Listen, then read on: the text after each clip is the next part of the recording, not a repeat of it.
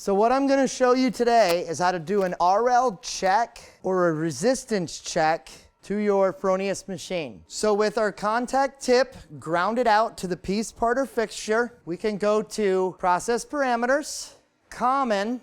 If it's in this screen, go next page and then to RL check alignment. Once we are in here, it'll show us the value of resistance and inductance that it had on the last test.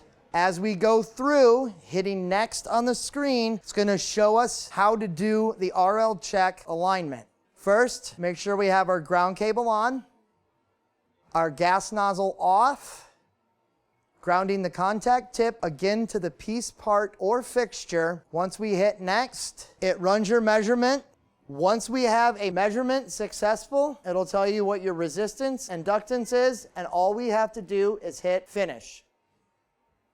Go back to welding, and we're ready to strike an arc.